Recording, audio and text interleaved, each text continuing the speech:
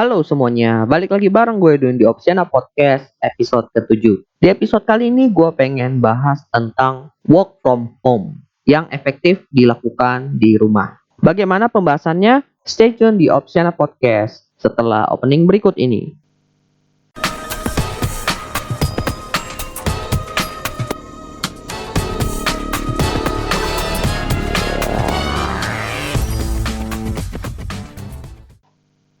Halo semuanya, apa kabar kalian semuanya? Apakah kalian semuanya sehat? Ya, semoga kita semua sehat ya. Karena ya belakangan ini Indonesia sedang diganggu oleh ancaman virus corona.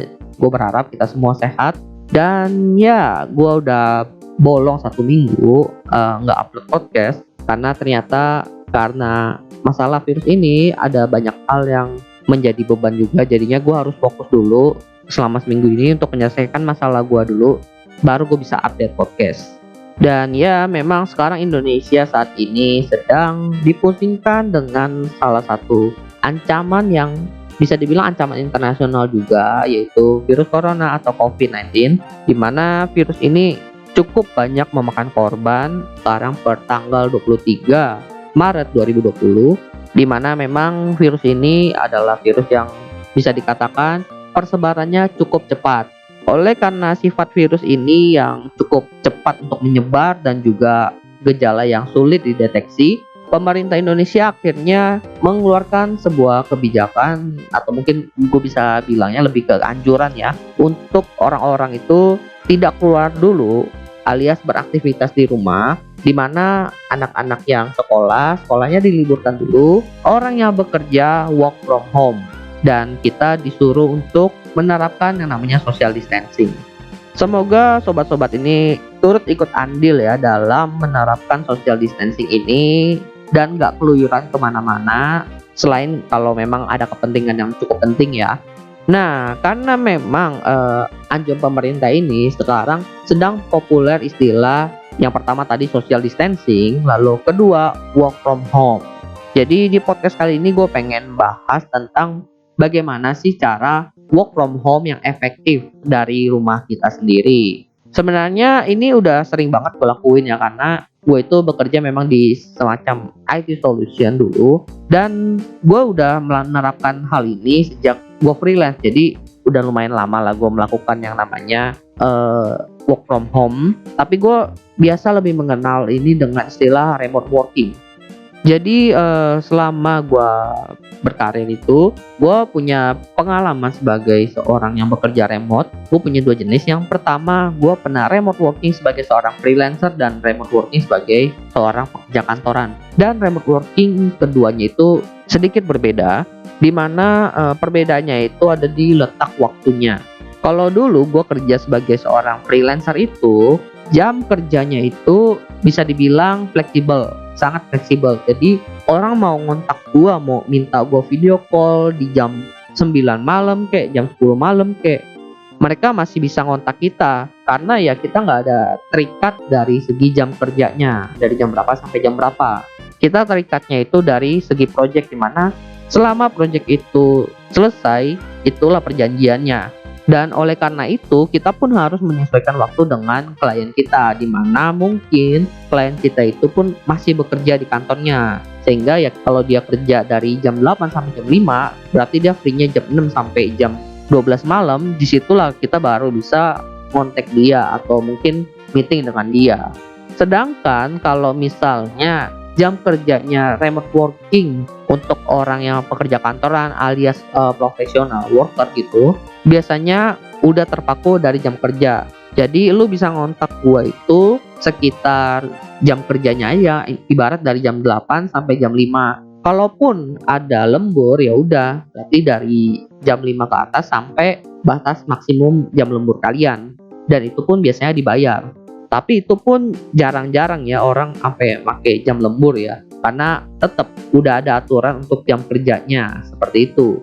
Positifnya di sini adalah dengan remote working untuk pekerja kantoran itu, ketika sudah di luar jam kerja, kita itu biasanya udah nggak digangguin lagi, sehingga waktu di luar jam kerja itu bisa kita pakai untuk beristirahat. Berbeda dengan freelance kan.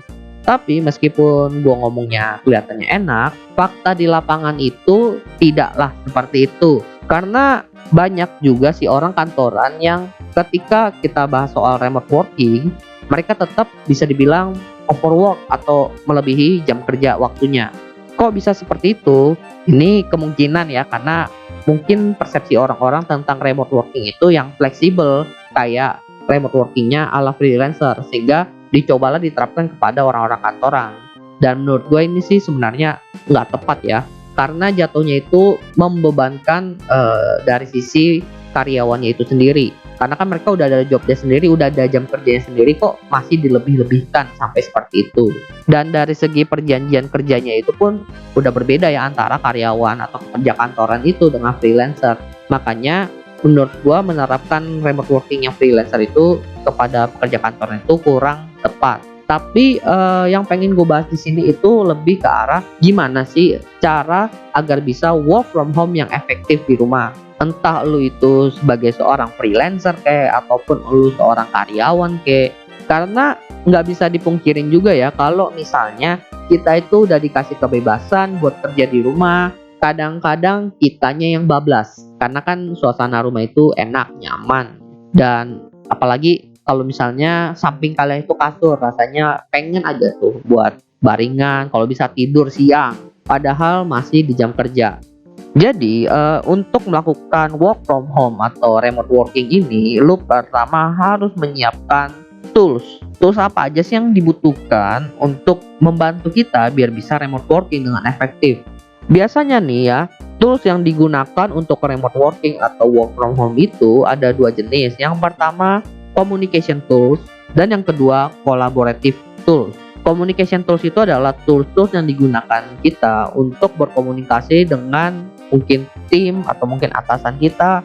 Lalu kalau kolaboratif itu adalah tools-tools yang digunakan agar kita bisa berkolaborasi dengan tim kita dalam mengerjakan sebuah task. Untuk komunikasi sendiri ya biasanya sebuah perusahaan atau dalam sebuah project itu biasanya menggunakan dua atau lebih tools untuk berkomunikasi. Kenapa bisa seperti itu? Karena meskipun sekarang itu banyak tools untuk berkomunikasi, tapi fitur-fitur yang digunakan tidak mencakup semuanya. Bahkan meskipun dia udah ada fitur yang bisa dibilang bisa digunakan, tapi belum cukup efektif jika dibandingkan dengan tools lain atau aplikasi lain yang punya fitur yang serupa. Makanya orang-orang biasanya pakai 2-3 tools. Biasanya tools yang digunakan untuk berkomunikasi itu dibedakan atas maksud dan tujuannya. Kalau sekedar untuk komunikasi aja, biasanya orang menggunakan yang namanya WhatsApp atau mungkin Line. Tapi biasanya yang lebih profesional orang-orang pakai yang namanya WhatsApp.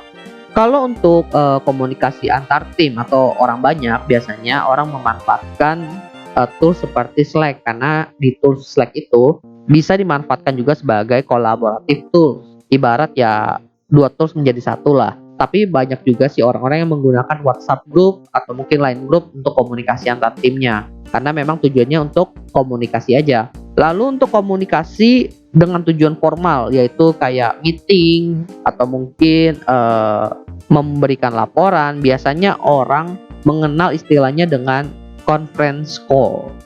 Lalu apa bedanya conference call dengan video call biasa aja, Win? Sebenarnya nggak jauh beda, cuma kalau conference call itu tujuannya lebih ke arah yang formal banget. Jadi kayak meeting, dimana ada beberapa hal yang harus kalian tunjukkan mungkin kepada atasan kalian atau kepada tim kalian secara langsung, ketimbang kalian kirim filenya kepada mereka. Karena kan persepsi orang beda-beda. Sedangkan ketika kita tunjukin melalui conference call itu, kita bisa sambil menjelaskan dan menunjuk-nunjuk beberapa poin yang menjadi poin utama yang ingin kita bahas. Untuk tools ini sendiri sebenarnya banyak banget, dan dari sejak gue kuliah pun udah banyak menggunakan ini.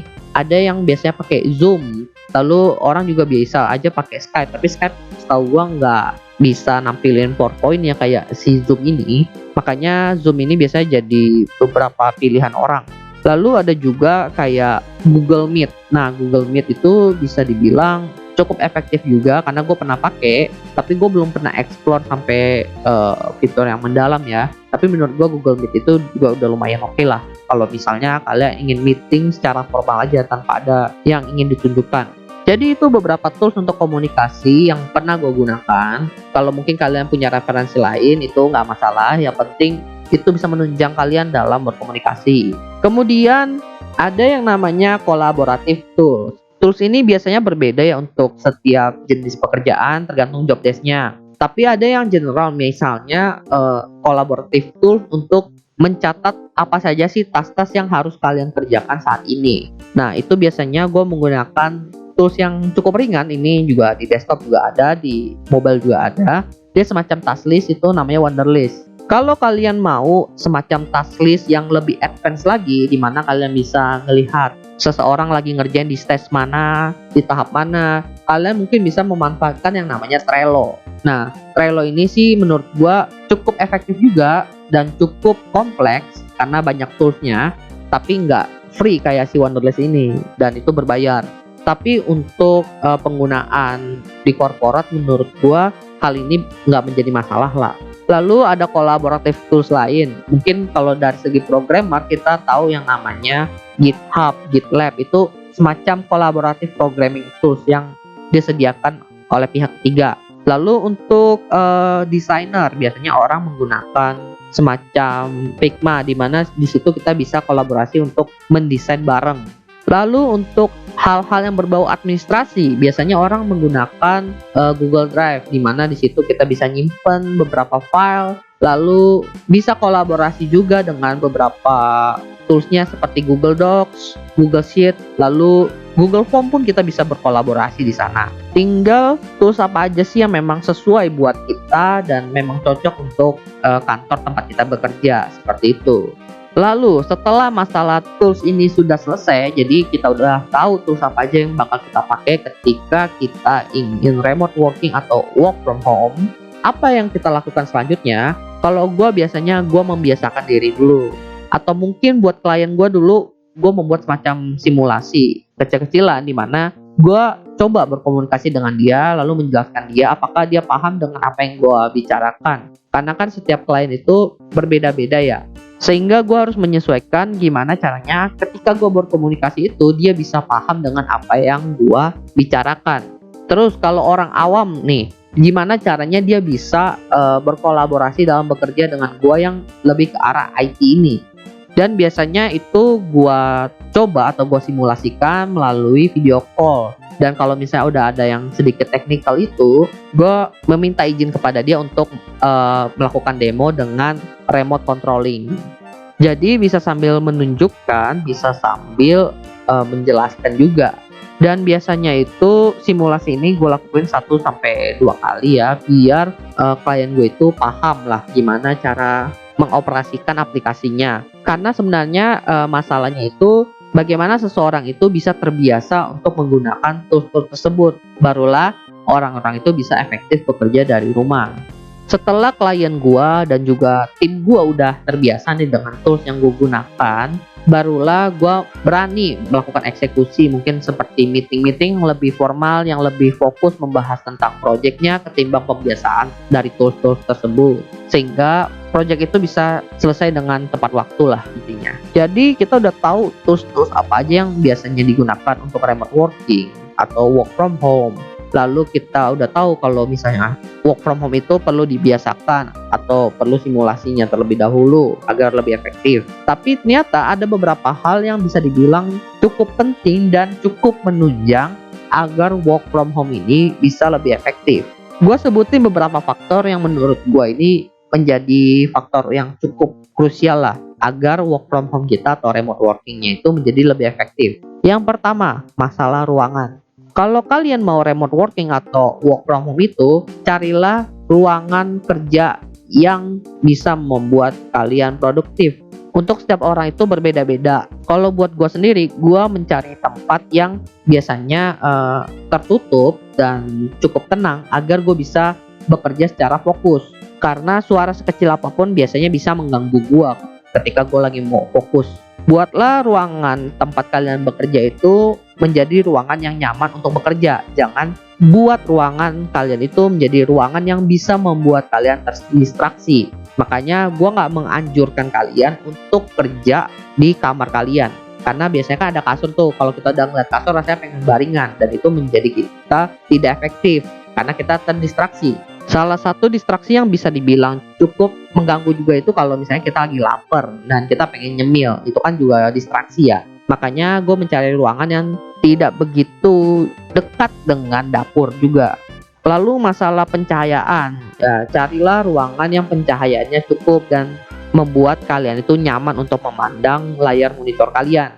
Lalu kalau seandainya kalian memang tidak atau bukan tipe yang bekerjanya itu cocok dengan ruangan yang sunyi, kalian bolehlah putar musik, tapi jangan putar musik yang bisa dibilang cukup keras karena itu juga bisa membuat kalian terdistraksi. Putarlah musik yang suaranya itu cukup nyaman aja untuk didengar dan tidak mengganggu.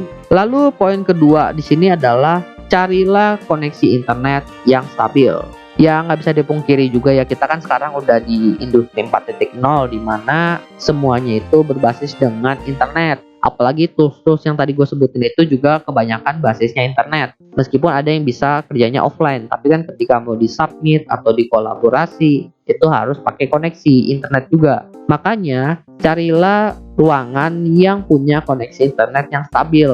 Atau mungkin kalau seandainya koneksi kalian itu kurang, cobalah upgrade dengan koneksi yang lebih cepat karena hal itu dapat menunjang kalian bisa bekerja lebih efektif.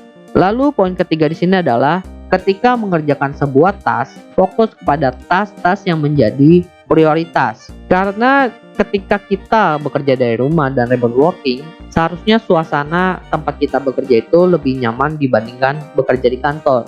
Hal itu bisa membuat kita lebih produktif, sehingga kita bisa menyalurkan produktivitas kita itu kepada task-task yang lebih menjadi prioritas. Sisi positifnya adalah kalian bisa menyelesaikan task yang menjadi prioritas itu lebih cepat, sehingga beban pekerjaan kalian itu menjadi lebih kecil. Dan karena kalian itu bekerja dari rumah, ketika task kalian sudah selesai, kalian bisa lebih menikmati suasana di rumah kalian lebih nyaman. Karena kan kalian udah nggak ada pekerjaan, sehingga kalian memang berhak lah untuk beristirahat mungkin dengan santai-santai karena pekerjaan sudah selesai. Tapi tolong dibedakan ya, kalian bersantai setelah selesai mengerjakan task dan juga bersantai karena kalian menunda pekerjaan kalian, itu berbeda. Kalian boleh bersantai ketika tasknya sudah selesai dikerjakan. Lalu poin selanjutnya adalah efisiensi waktu. Balik lagi, karena kita itu bekerjanya secara remote atau bekerja di rumah, memang suasana kerjanya jadi lebih santai karena tidak dipantau. Dan itu biasanya menggoda kita untuk menghabiskan waktu kita dalam bekerja untuk melakukan hal-hal yang lebih membuat kita nyaman, alias kita menunda-nunda pekerjaan kita lah. Dan itu tidak membuat kita lebih efisien. Lalu bukan cuma hal itu, biasanya dalam meeting-meeting atau conference call itu kita bisa membuat conference call itu menjadi lebih singkat dengan membahas poin-poin tertentu. Karena berbeda antara komunikasi secara langsung, conference call itu lebih membutuhkan pembahasan yang to the point. Sehingga kalau seandainya dalam conference call itu lu terlalu berbelit-belit, terlalu banyak basa-basi, malah poin utama dari meeting tersebut menjadi tidak tersampaikan dengan efektif. Dan itu juga memakan waktu yang cukup panjang timbang lu langsung fokus to the point-nya aja. Dan menurut gue memang dengan adanya work from home ini atau remote working, seharusnya waktu bekerja kita itu menjadi lebih efisien. Dan akhirnya sampai ke poin terakhir. Poin terakhirnya adalah kita harus fokus. Fokuslah pada tujuan atau objektif dari pekerjaan kalian. Jangan mudah terdistraksi karena balik lagi, mau suasananya nyaman, mau udah mendukung, tapi kalau seandainya kita tidak bisa mengontrol diri untuk fokus bekerja, kita itu nggak bakal bisa produktif dalam bekerja. Jadi tinggal kaliannya aja, apakah kalian bisa mengontrol diri kalian agar bisa bertahan dari godaan-godaan yang ada di sekitar kalian saat kalian bekerja dari rumah. Seperti itu. Well, gua rasa itu aja pembahasan gua di Opsiana Podcast episode 7 kali ini. Semoga bermanfaat. Jangan lupa follow Instagram Opsiana Podcast di @opsianamedia karena di situ akan ada info-info menarik dan update Opsiana Podcast terbaru tentunya. Oke, gua rasa itu aja. So, see you next time di episode selanjutnya. Thank you semuanya.